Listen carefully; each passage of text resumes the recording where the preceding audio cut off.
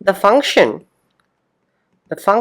e power x from R to R is smooth and strictly increasing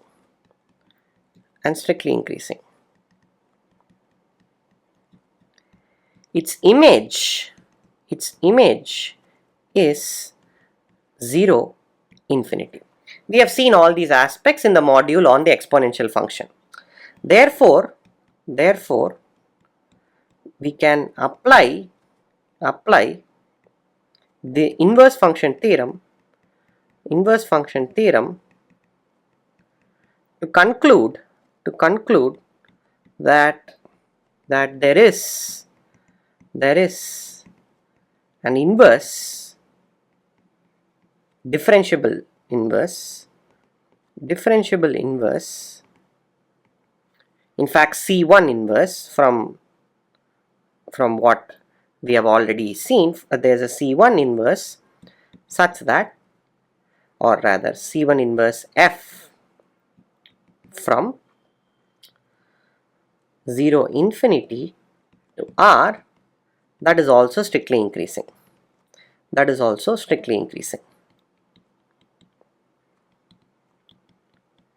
Again, every single statement that is made in this paragraph can be easily justified using the content that's already been developed. So I'm going to leave it to you to check this in its entirety. Okay. Moreover,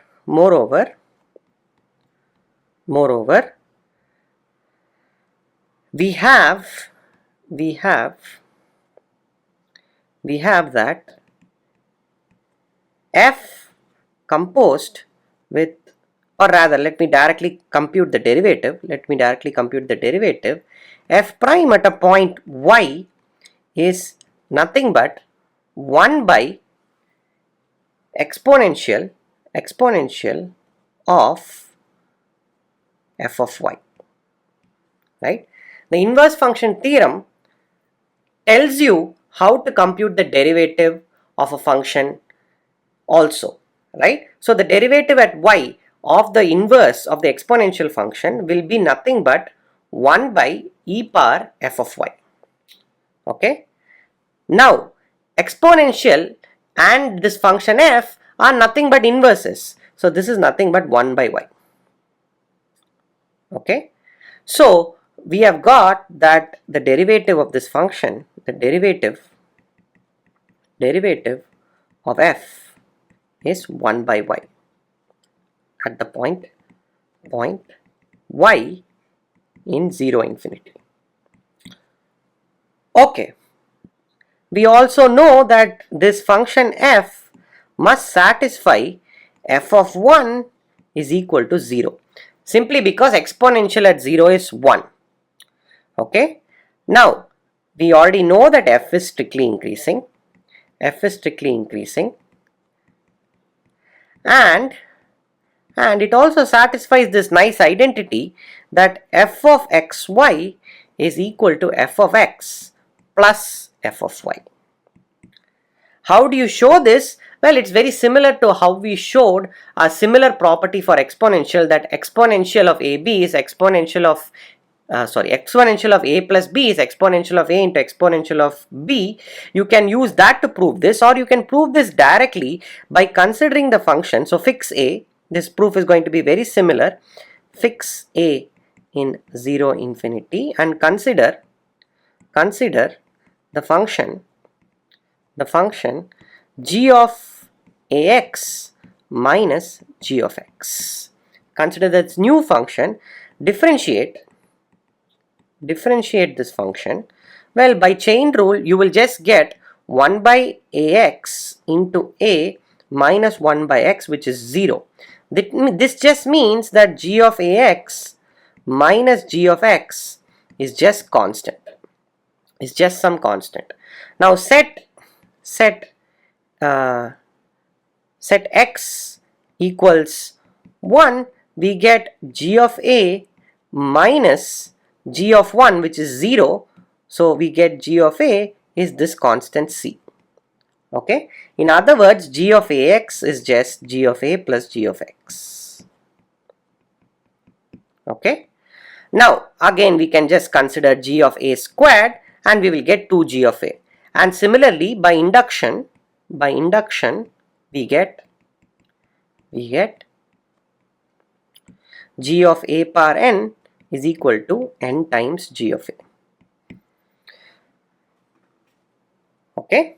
Now because g is strictly increasing, remember I wrote that back, g is strictly increasing for a fixed a greater than 1, we note that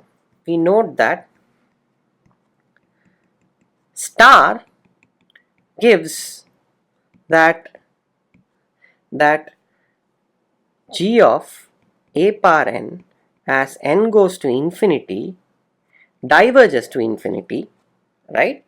As a power n, as you keep boosting a, if a is greater than 1, of course g of a is not going to be 0, because we know that g is strictly increasing and the fact that g of 1 is 0. So g of a power n is n times g of a. So as n goes to infinity, g of a power n converges to infinity. But g is strictly increasing. That just means that as x goes to infinity, g of x converges to infinity.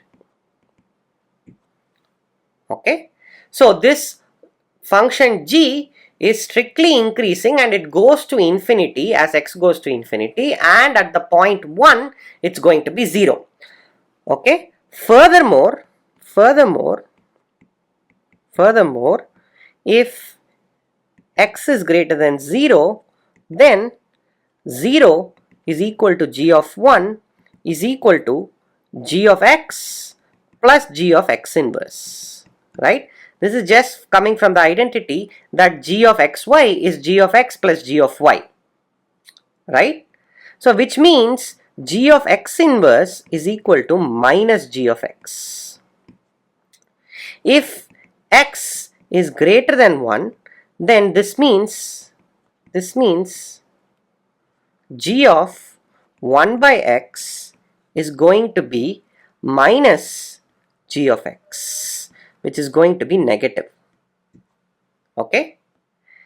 And since as x goes to infinity, 1 by x goes to 0, and g of x goes to infinity, g of 1 by x goes to minus infinity. Okay, because g of 1 by x is just minus g of x. So this function g is nothing but the logarithm, but the function log from 0 infinity to r. Okay. Now we have shown several properties of the logarithm, but we still do not have enough data to draw its graph. For that we need the second derivative. Clearly the second derivative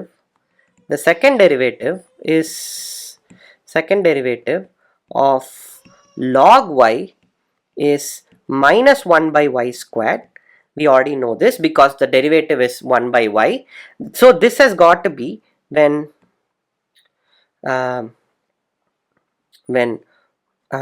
y is greater than 0, minus 1 by y squared is less than 0. This means the function log is concave. Okay, it's concave. It's not concave, sorry. It's not concave.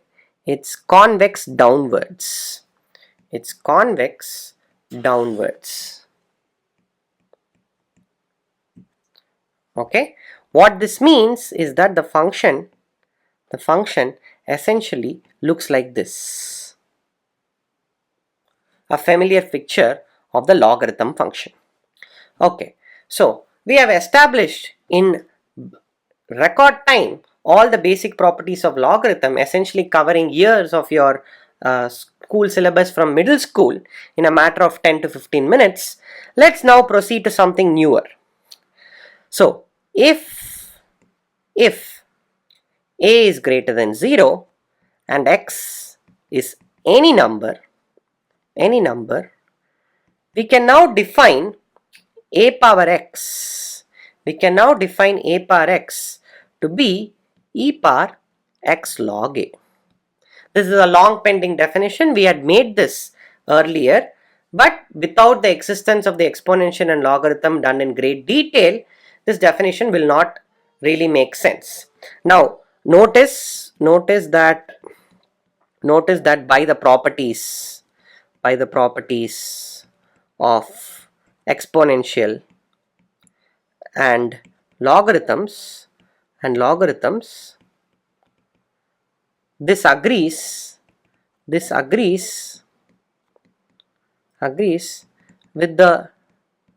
the usual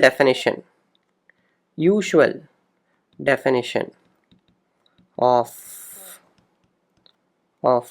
a power n when n is coming from the integers.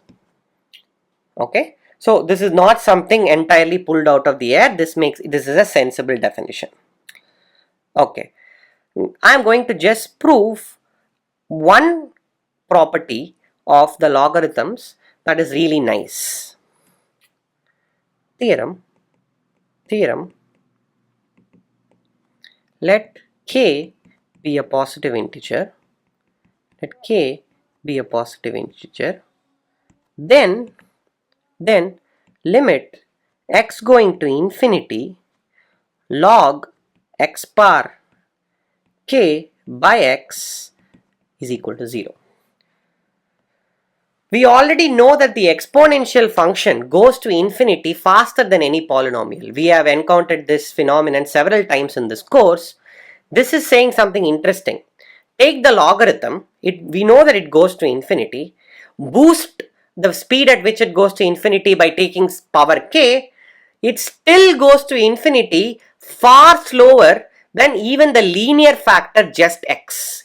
So the logarithm function grows really slowly, and that is captured quantitatively and analytically in this theorem. And the proof is fairly easy because we have already done the hard work using the exponential function. So what you do is you set x to be e power z. In other words, z is just log x. Okay. Then log x power k by x is nothing but z power k by e power z. Okay. Now, when x goes to infinity, so does z. But by earlier result,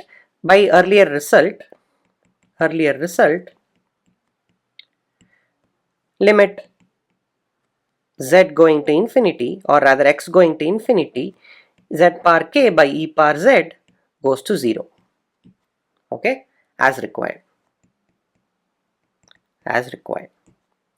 Okay. Now there's an easy corollary of this, which I'm going to leave it as an exercise. Show that limit x going to infinity x power 1 by x is equal to 1. And recall that we have shown something similar to this for sequences. Okay. Now we end with yet another proof of a famous limit form for the exponential. What we do is the following.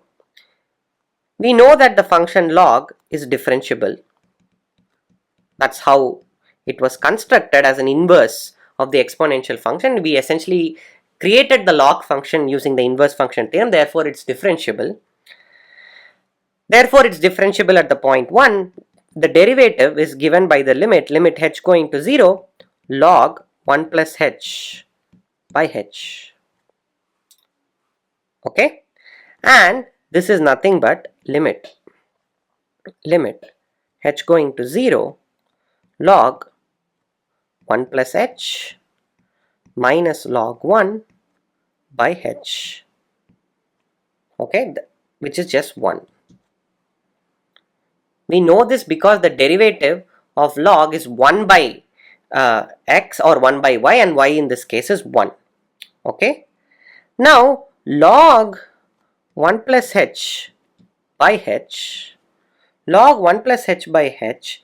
is nothing but log 1 plus h power 1 by h. Okay. So log 1 plus h by h is nothing but log 1 plus h power 1 by h. Check this. This essentially follows from the basic property of the logarithm and the way we have defined exponentiating with respect to a real number. Okay. Now taking logarithms on both sides immediately gives limit h going to 0 of 1 plus h power 1 by h is just e. Okay. So this is yet another way of seeing this famous limit. This is a famous limit. Okay. So these are some basic properties of the logarithm functions. There are some more in the exercises. This is a course on real analysis and you've just watched the module on the logarithm.